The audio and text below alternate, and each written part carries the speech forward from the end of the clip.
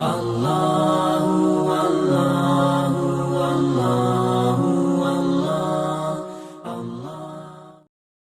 فرمایا کرتے تھے کہ مولانا رومی رحمۃ اللہ علیہ کے پاس ایک شخص آیا. اس نے بولا کہ حضرت میری جو دل کی زمین ہے نا وہ بالکل کوری ہے. اس دل کی زمین کے اوپر آپ ہل جوت دیجیے تاکہ اس دل کی زمین کے اوپر اللہ آ جائے اور اللہ کی محبت کا بیج آپ بو دیجیے. تو حضرت فرمایا کرتے تھے کہ مولانا رومی رحمۃ اللہ علیہ نے اس کو جواب دیا, دیکھ بھائی یہ جو سورج ہے نا, یہ جو زمین کا بیج جب کسان بوتا ہے تو اس سورج کی شعاعیں چاہیے, اس سورج کی شعاعیں چاہیے ہوتی ہیں. جب اس سورج کی شعاعیں اس بیج کو لگتی ہیں تو وہ ترقی کرتا ہے اور وہ بڑھتا ہے.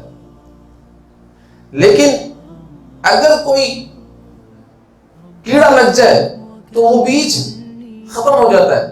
اسی طریقے سے جب میں تیرے دل کے اندر اللہ کی محبت کا بیج بوؤں گا تو یاد رکھنا اس میں اللہ کی محبت کا سورج بھی چاہیے, اور وہ اللہ کی محبت کا سورج اللہ والوں کے دل بنائے اللہ تعالیٰ کی ذات نے, اس لیے ان کی صحبت کے اندر بیٹھنا پڑے گا, اس سورج کی روشنی کے اندر اس کو سکھانا پڑے گا, پھر یہ درخت بنے گا, پھر یہ درخت بنے گا. اگر تو اس طریقے سے کر سکتا ہے تو بتا. اور دوسری بات کہ جس طریقے سے کیڑا لگ جاتا ہے تو بیج خراب ہو جاتا ہے, اسی طریقے سے تیرے گناہ کیڑے کے مانند ہیں. وعدہ کر اس بات کے اوپر کہ گناہ نہیں کروں گا, اس بیج کے اندر کیڑا لگنے نہیں دوں گا گناہوں کا. اگر گناہوں کا کیڑا لگ گیا سمجھ میں اللہ کی محبت تیرے قلب سے نکل گئی اور یہ بیج مر گیا, مصیبت بن گئی. اس بیج کو تناور درخت بنانا چاہتا ہے اور چاہتا ہے کہ درخت بن جائے بڑا اور اس سے لوگ بھی فائدہ اٹھائیں, تو پھر گناہ چھوڑنا پڑے گا. آج ہم گناہ نہیں چھوڑتے بلکہ گناہوں کو لے کر بیٹھے ہوئے ہوتے اور خوب کر رہے ہوتے, دین داری کے اندر بھی لگے ہوئے ہوتے, اللہ والوں کے پاس بھی جا رہے ہوتے, لیکن گناہ نہیں چھوڑ رہے ہوتے, کسی صورت نہیں چھوڑ رہے ہوتے. جیسے ابھی رجب کا مہینہ چل رہا ہے نا, اس رجب کے مہینے کے اندر کیا چل رہا ہے؟ گناہ چل رہے نہیں چل رہے؟ کہ جو احادیث ہے بھی نہیں, جو روایتیں ہیں بھی نہیں, اس کو بھی ہم روایتیں سمجھ کے اس پر عمل کرنے کے اندر لگے ہوئے کہ بھئی رجب کے مہینے کی فضیلتیں بہت زیادہ فضیلتیں, اس کے اوپر عمل کرنا شروع کر دیں. کسی کو یہ پتہ ہی نہیں ہے کہ بھئی یہ بدعتیں ہیں, یہ فضیلتیں نہیں ہیں, یہ بلکہ شرک کے بعد سب سے بڑا گناہ ہے, اور جو تم کر رہے ہو شرک کے بعد سب سے بڑا گناہ کر رہے ہو. ہر بندہ لگا ہوا ہے, کیا لگا ہوا ہے بھئی روزے رکھنے رجب کے, میسج کر رہا ہے, فون کر رہا ہے کہ بھئی رجب کے کتنے روزے رکھنے چاہیے. کس نے کہہ دیا تمہیں رجب کے روزے رکھنے چاہیے؟ یہ تو بتا دو, کہاں پڑھا تم نے؟ سمجھ میں آنا چاہیے نا. جیسے ہر مہینے کا حساب ہے ویسے اس رجب کے مہینے کا حساب ہے. جس طریقے سے حضور اکرم صلی اللہ علیہ وسلم کی ذات نے ہر مہینے کا بولا, اس طریقے سے رجب کے مہینے کی بات ہے. بس اتنا زیادہ ثابت ہے حضور اکرم صلی اللہ علیہ وسلم کی ذات سے کہ رجب کا مہینے کا چاند دیکھ کر تو حضور اکرم صلی اللہ علیہ وسلم ایک دعا پڑھا کرتے تھے, اللہم بارک لنا فی رجب و شعبان وبلغنا رمضان. یہ دعا ہوگی کہ اللہ ہمارے لیے رجب اور شعبان کے اندر برکت نازل فرما دیجئے اور ہمیں رمضان تک پہنچا دیجئے. اس سے زیادہ کوئی حدیث کے اندر, کوئی مستند حدیث کے اندر کوئی چیز ثابت نہیں ہے. میں مستند حدیث کی بات کر رہا ہوں. باقی اگر روایتیں ہیں تو روایتوں کے بارے میں تحقیق تو کرنا چاہیے کہ وہ صحیح بھی ہے یا نہیں ہے, وہ ضعیف ہیں, ان کے بارے میں سوچنا چاہیے. یہ بھی گناہ ہے. دیکھو اللہ والوں کے پاس آ رہے ہو تو ان مسائل کے بارے میں پتہ ہونا چاہیے, نہیں پتہ ہونا چاہیے. ہم بتا تو سکیں. ہر سال کے اندر ایسا ہو رہا ہوتا ہے, ہر سال کے اندر, اور ہر سال کے اندر وہ لوگ جو مجھ سے 4-4, 5-5 سالوں سے تعلق رکھتے ہیں وہ جب سوال کر رہے ہوتے تکلیف ہو رہی ہوتی, وہ تو بتانے کے قابل ہو جانے چاہیے نا. وہ آگے پہنچائیں.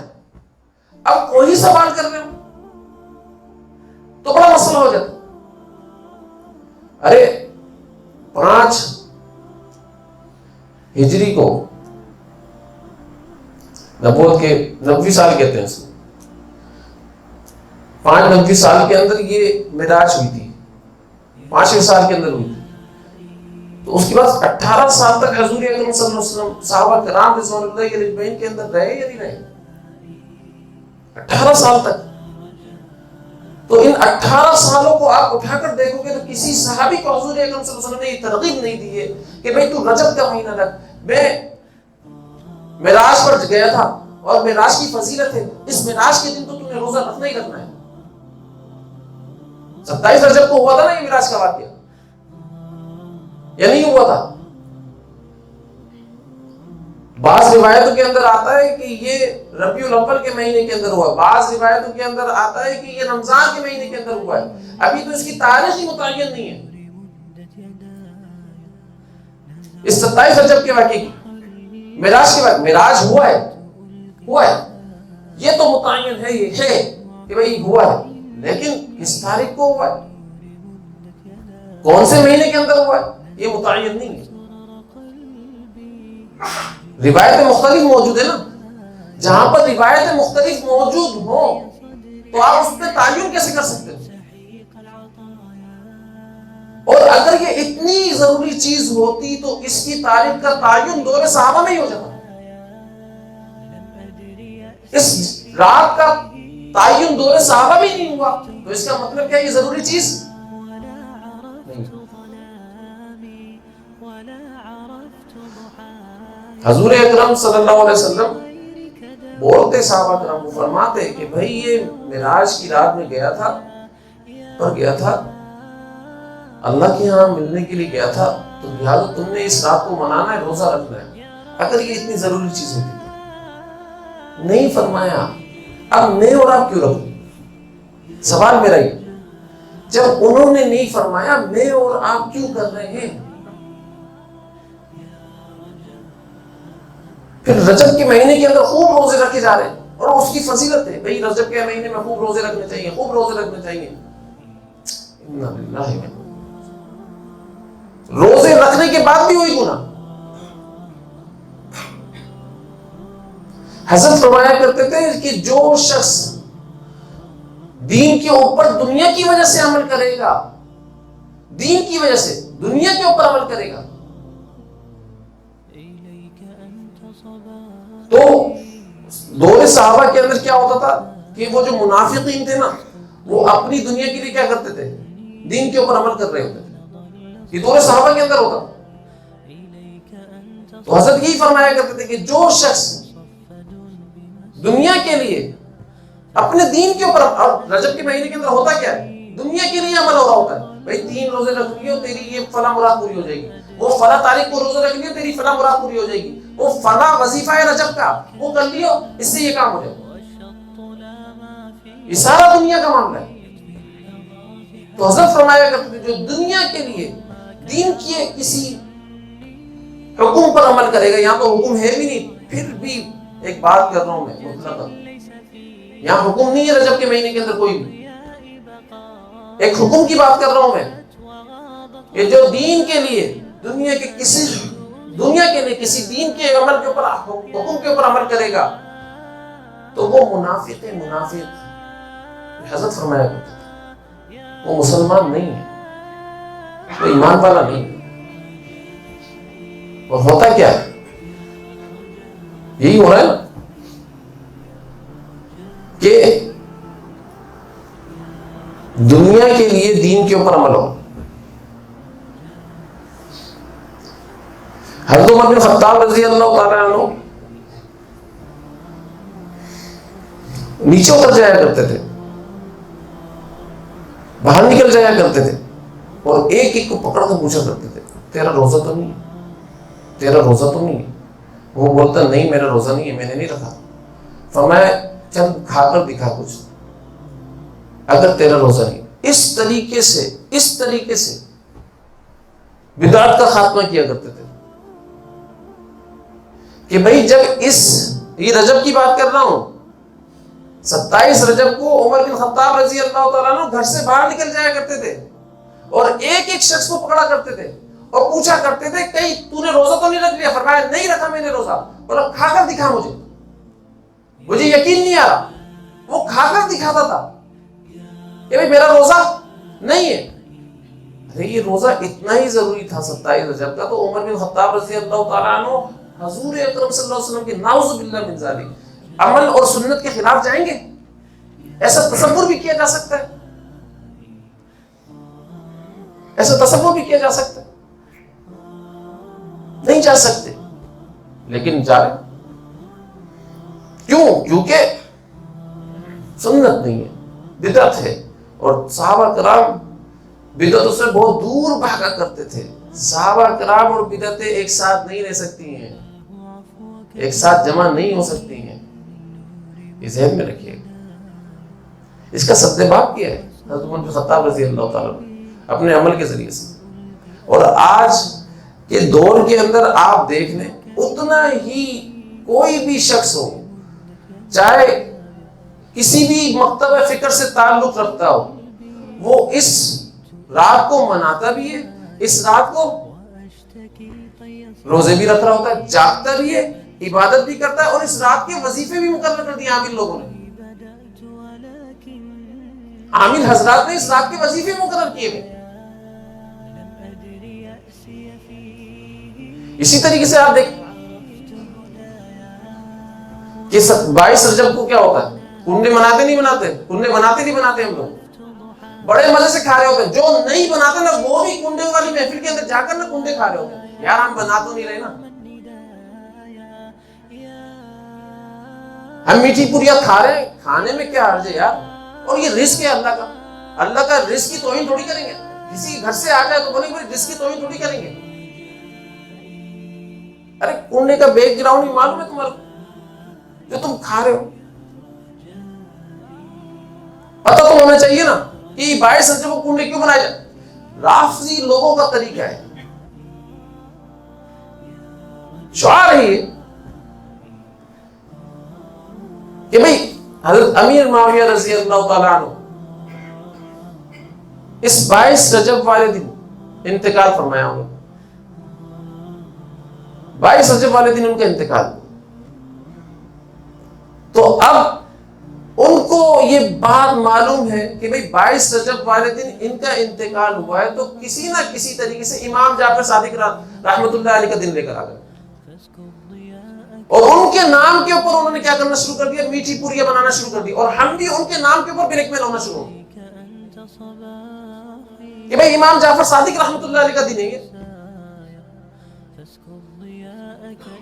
حالانکہ آتا ہے تاریخ کی روایتوں کے اندر کہ امام جعفر صادق رحمت اللہ علیہ 3 رمضان کو پیدا ہوئے ہیں، اور 3 رمضان اور رجب کا مہینہ کہاں پر ہے؟ تو یہ جو رافضی لوگ ہیں یہ کیا کرتے ہیں کہ بھئی 22 رجب کو ان کی خوشی منا رہے ہوتے ہیں، مرنے کی، انتقال کی، نعوذ باللہ من ذالک، اور اس خوشی کے اندر امیر معاویہ رضی اللہ عنہ کی خوشی کی، انتقال کی خوشی کے اندر ہم لوگ بھی میٹھی پوریاں کھا رہے ہوتے ہیں۔ پھر میرا اور آپ کا ایمان کہاں چلا گیا؟ دیکھو غیر دانستہ طور پر کیا جا رہا ہے۔ اگر کسی کو پتہ چل گیا تو وہ تو دانستہ طور پر کھائے گا، اور اگر کسی کو نہیں پتہ چلا وہ غیر دانستہ طور پر کر رہا ہے تو اس کو پتہ کرنا چاہیے تھا اس بارے میں۔ اب دانستہ اور غیر دانستہ جو بھی کام کیا جا رہا ہے جس میں صحابہ کرام رضوان اللہ علیہ کی مرنے کی خوشی ہو، انتقال کی خوشی ہو، اور کوئی انتقال کی خوشی منا رہا ہو، تو اس وقت میرا اور آپ کا ایمان کہاں پر ہے یہ بتا دو۔ باقی بھی ہے اندر، کہیں نہ کہیں ہم ان رافضی لوگوں سے جڑ گئے، اور قیامت والے دن حشر ان رافضی لوگوں کے ساتھ ہوا۔ تو اس لیے جن کو پتا ہے وہ تو بھائی احتیاط کریں، اور جن کو نہیں پتا ان کو بتائیں۔ ابھی بہت سارے معاملات کے اندر یہ ہونے والا ہے، یہ ہوگا، اس لیے اگر پتا ہے تو احتیاط کریں، نہیں پتا تو جن لوگوں کو نہیں پتا ان تک پہنچائیں. پھر اس کے بعد بھی فون آتے ہیں. اب اس پوریاں تو آ گئی ہیں. اب پوریاں آنے کے اندر ہمارے گھر کے اندر ہی آئی ہیں, لے بھی لی ہم نے, وصول بھی کر لی. اب کیا کریں؟ ابھی تو سمجھایا تھا بیان کے اندر کہ پوریوں کو بھائی نہیں کھانا, خود نے بھی نہیں کھانا, دوسروں کو بھی نہیں کھانے دینا. بولو نہیں ہمارے گھر پر ماسی چل رہی ہے تو ماسی کو دے دیں, یا باہر چوکیدار گیٹ پر بیٹھا تھا اس کو دے دیں. کم از کم رزق تو کھا لیں گے وہ. چلو ہم نہیں کھائیں گے. ارے تو تم نہیں کھا رہے تو ان کو کیوں کھلا رہے ہو؟ ان نام کس کے نام کا یہ تو سوچو. ہمارے حضرت بالکل فرمایا کرتے تھے ایسا کہ بھائی یہ بتاؤ کہ اگر کوئی بچہ آئے اور آنے کے بعد کھانا رکھا ہوا بریانی اور اس کے اندر تھوڑا سا پیشاب اپنا داخل کر کے چلا جائے, تم دیکھ رہے ہو اس کو اچھے طریقے سے, تو تم کھاؤ گے اس کو؟ نہیں بالکل نہیں کھائیں گے. کیسے کھائیں گے؟ اچھا اب یہ بتاؤ یہ کوئی اخلاقیات ہے کہ چلو بھائی رزق خراب نہ ہو جائے, رزق کو ہم پھینکیں گے کیا؟ چلو چوکیدار کو دیتے ہیں, وہ پیشاب زدہ کھانا کس کو دے کر آ رہے ہو؟ یہ اخلاقیت ہے. اس کو بتاؤ گے یار میرے بچے نے اس پر پیشاب کر دیا ہے, تو وہ کیا کہے گا؟ میرے پاس لے کر آئے ہو یار, آپ تو بڑے گندے شخص ہیں. بولے گا نہیں بولے گا یار میں نہیں کھا سکتا کیونکہ میرے بچے نے اس پر پیشاب کر دیا, تو کھا لے لیا. تو حضرت فرمایا کرتے تھے یہ ان پیشاب ان پخانے سے زیادہ نجس چیز ہے. یہ نظر و نیاز کی جو کھانے ہیں اور یہ جو معاملات ہے نا, یہ ان سے زیادہ کیا ہے؟ نجس چیز ہے. اس لیے اگر تو یہ کھائے گا تو ایسا ہی سمجھ لیو کہ بچے کا پیشاب پی رہا ہے یا پخانا کھا رہا ہے. اس سے بھی بڑھ کر, اس سے بھی بدتر ہے. اور اگر تو یہ نہیں کر رہا, کسی اور کو دے رہا ہے, تو سمجھ لے تو اپنے بچے کا پیشاب زدہ کھانا کسی اور کو کھلا رہا ہے, یا اس سے بھی بدتر کر رہا ہے.